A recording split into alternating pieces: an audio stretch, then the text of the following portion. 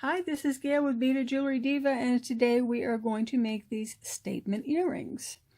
Now, they're big beads, and I believe I got these at Joann or Michael's, one of those. Don't stress if you can't find these exact beads. You can use anything that has holes in the bottom, so mandala or anything. So filigree. So we are going to learn to make these earrings today. And before we get started, I'd just like to say, if you enjoy this, please give me a thumbs up because it really does help me. Also, question for you.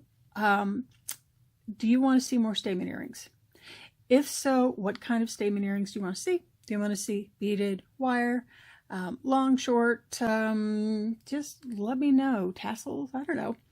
Let me know so I can make videos on it. Also, to the end of this, I'm going to show you a variation, and I want you to let me know if you like the variation better or if you like these better.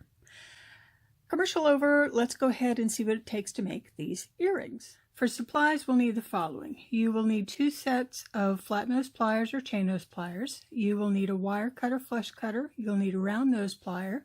I have 26 gauge wire here. I have some 3mm beads. I have a pair of earring findings, 2 head pins, 2 small washers. I have a total of 4 8mm beads. I have some jump rings. I have 4 pieces of chain. 2 of them are 3 inches long and 2 of them are 1.5 inches.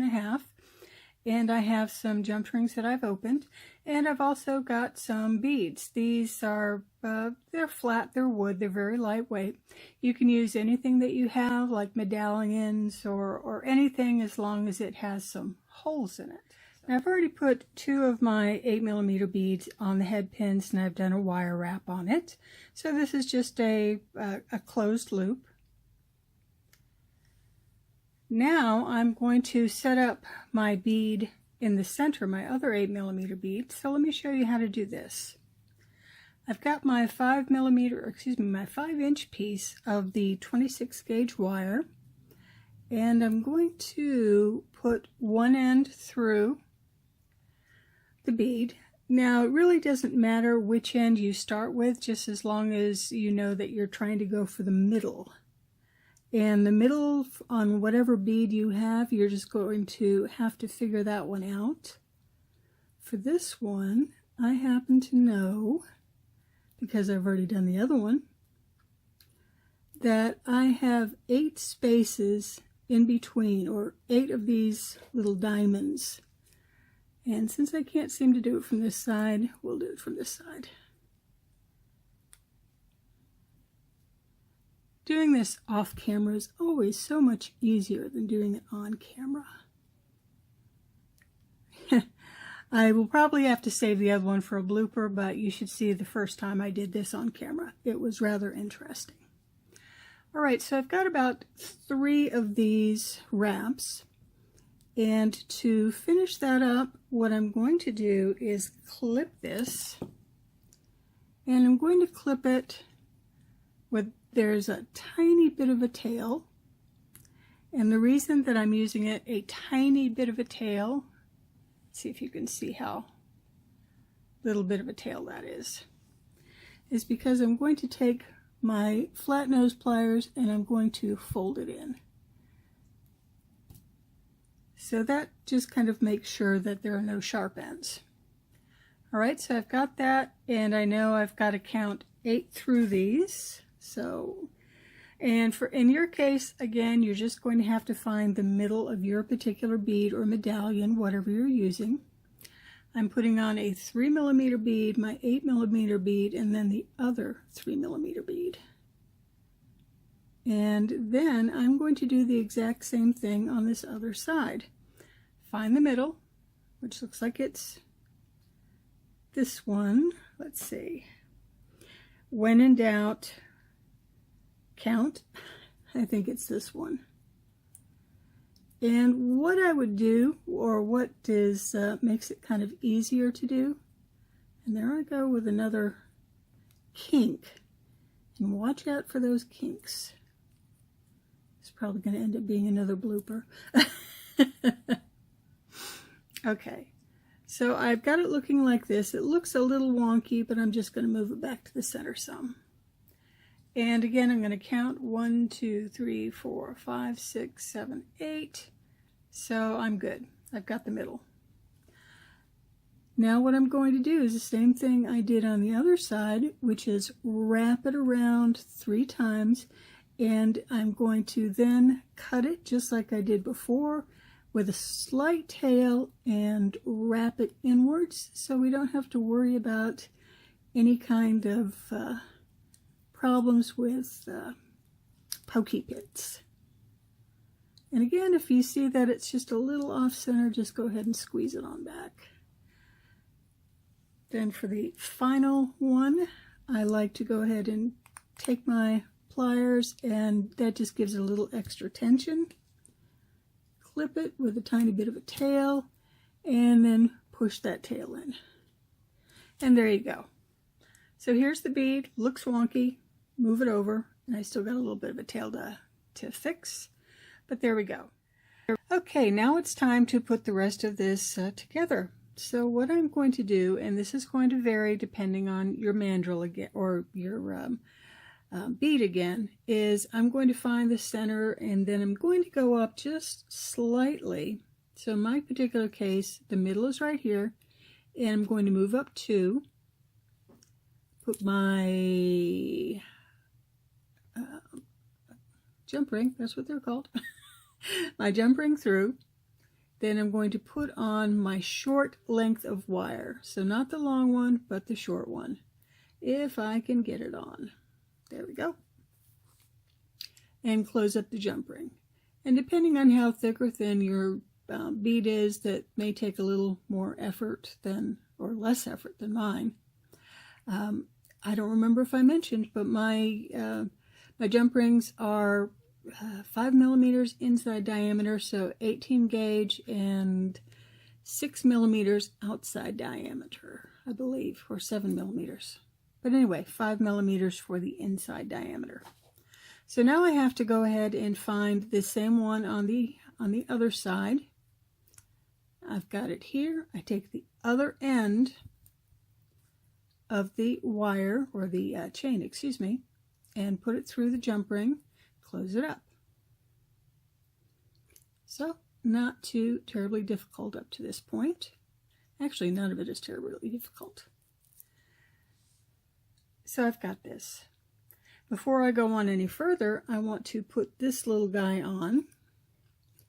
And so he's going right in the middle. So right where this wire is coming in, at the bottom edge, he's going on. So I again put the jump ring through, put this guy on the jump ring. Nothing is cooperating this morning. Oh, you know how that goes. And jump ring closed. Now I've got to put the long jump rings on. And by the way, if you don't like the length of this, you don't like this hitting it, you can either use a slightly longer piece of chain, or you can substitute like a 6 millimeter bead. For this particular design, I wanted it to come just about down to the chain, so that's what I did. Next one is I'm going one up from this one. So into it, long chain goes on, and jump ring closed. Next side is the same thing. We have the long one going on, and it is going on one up from the other one. And chain through. Ta-da! Doing better.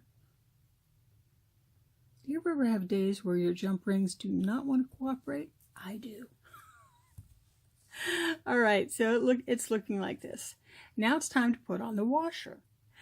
Now when it comes to finding the middle part of the chain, I like to take the jump ring and just put it through one of the loops to see if I've really got it in the middle. And it looks like I probably have.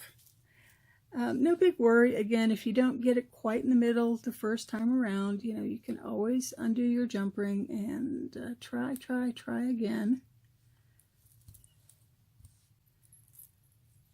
So now I've got the middle. All right, last set of steps is take this just about next to the last jump ring and put it through. And again, this is going through the middle.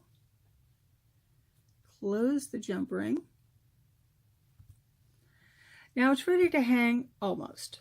And when I say almost, it's because for my earring finding, I have it going vertical, and so's this. So I need one final jump ring if I can find it. Hold on a second, let me find this runaway jump ring. Found my runaway jump ring, so we'll just put it through and then take the ear wire and put it through the ear wire. Close it up, and we are done with one of the earrings. Ta-da! And through the magic of the way that the internet and videos work, I've got a second one. So here we go, both of these. Now we've got both of these earrings, and you want to see a variation. I'll show you a variation that I made. Same beads, but here's what I did. And I'll leave one of these in here so you can see the differences. You can see that I made this longer, for one. Instead of having one jump ring up here, I put in two jump rings similar to what I did down here, and I threaded it up. So this is dangling from a longer chain. And down here, instead of using a 3mm bead in here, or excuse me, an 8mm bead, I just did a 4mm bead hanging off the end. Now you can tell me, which one of these do you like better? Do you like it? Here we go. Do you like it with the 8mm bead and the jump rings like this? Do you prefer this one? Do you like this chain coming up? What is it that you like about these? And let me know. Go ahead, leave me a comment. Let me know exactly which one you like best and why. I mean, is it the chain? Is it you prefer longer, shorter? Anyway, leave me a comment, and also let me know, do you want to see more statement earrings? If you do, please leave me a comment. Let me know not only that you'd like me to do more statement earrings, but what kind of statement earrings. You want beaded, wire, tassel, whatever. Let me know. Anyway, this is Gail signing out for the day and saying have yourself a beautiful day. Bye. Now when it comes to finding the middle part of the jump ring, what I like to do is take how many of this is this?